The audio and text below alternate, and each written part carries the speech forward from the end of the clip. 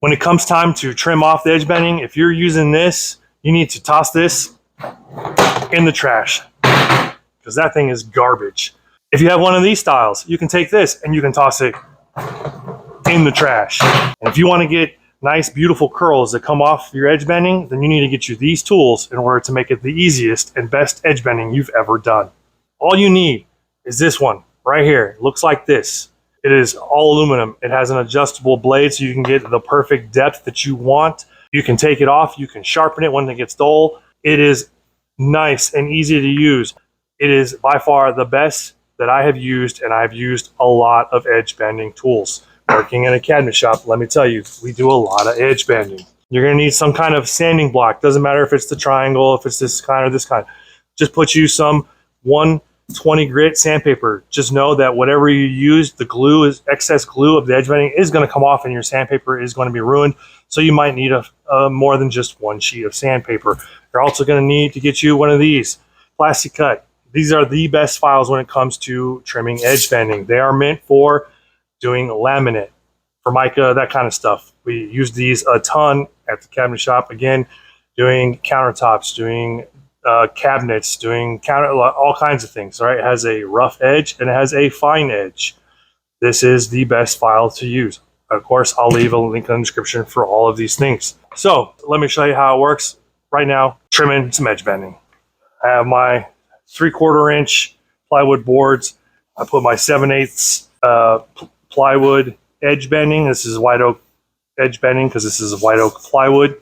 When you get done, as you can see, it hangs over a little bit on each side. That is normal. That's just how it is. It's glue on, iron glue on. It's super simple, super easy. Again, I'm not going to show that process because there's a million videos on it. But what I want to show you is the tool that I use to take the edge bending off. And what I like about it, as you can see, this edge is sticking up. Well, this tool is meant to go over and it leaves a gap, right? And the blade is up here. As you're putting it on, it goes over the edge there. You slide this on. So again, this piece is sticking up because the way this is designed, it fits over it, so it's not going to bend it. It's not going to do anything, and then the blade will finally come in contact with it. And as long as you keep pressure down and pressure this way, because again, the way this thing is designed, you get a nice, even,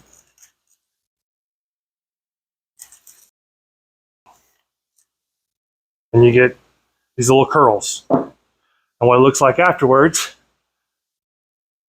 it might be a little bit rough, which is fine. We're going to smooth it out, but you'll notice it's not sticking up anymore. So now the next step in the process, you're going to get you a laminate file. You're going to use the fine side. All right, and I like to pull. Some people like to push, but you got to, if you're going to push, the handles down. If you're going to pull, the handles up. And what I like to do is just pull. And I go over the top, real light, and you get these little pieces there. You do 2 passes, and then I go at an angle, 45. And again, you get these little shards. It's fine. Then you're going to get you some sandpaper, 120 grit. I'm just going to sand it, making sure you get all the glue. The glue is going to get on your sandpaper. So whatever sandpaper you use, know that you're not going to be able to keep that sandpaper. It's not going to be able to use for anything else, but you just do a nice simple sanding. And if you have any lift, that's why I always keep my iron on, so that if I get any lift, I can just hit it real quick, push it back down, make sure it's good, and then I can hit it with the sanding one more time. All right, and now, because of that, we have a nice, clean edge bending all the way.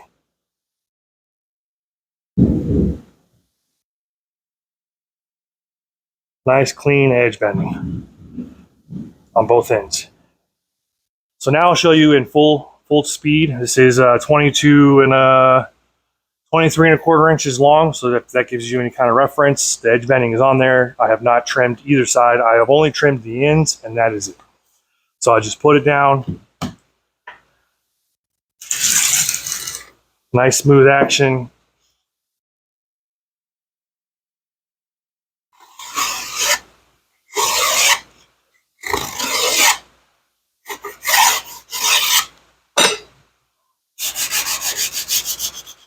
Make sure I get all my glue off. Hopefully you guys can still hear me. It's starting to rain really bad. Check my edges. Sometimes might be a little bit of glue still coming out, so I'll just sand that off. Nice clean edge.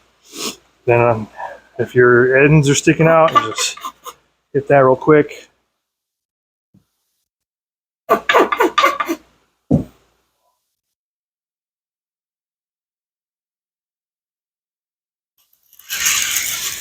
As long as you have decent plywood, you're not going to run into any problems with this. If you have cheap plywood where the veneer is on top of MDF core, if you have this too deep, it will pull that edge banding right up, right off the, that's loud rain, right off the board, because MDF is crappy at holding the veneer. So if you're going to do stuff like this, don't use MDF core veneer or the veneer over the MDF.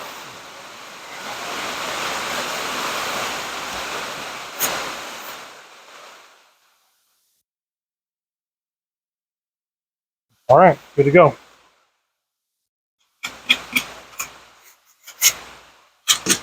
Nice clean edge. The only thing I don't like about this, I cannot find replaceable blades. So once this blade's dulled out, you can try and sharpen it yourself. If you don't want to sharpen it yourself, you can just buy a new one. They're not very expensive. So once this dulls out, I'm going to try and sharpen this blade. And it's very easy to adjust. You just twist. I'm not going to do it because I don't want to mess up my settings, but you just twist this knob. And what I do is you twist the knob, you pull it back, set it on there, then push it forward, then hold it, push it just a smidge more, and then tighten this down. All right. And then do some, obviously you're going to do some boards first to test it. And that's how I do my edge banding for drawer boxes, for shelves, inside cabinets, anything where I have to take a piece of plywood and put edge banding on. That's how I do it. So hopefully you guys learned something from that. All right, back to whatever editing I'm doing now. Peace out. If you've ever done edge banding, when it comes time, let's go. No, let's get to it. No, man, that's horrible.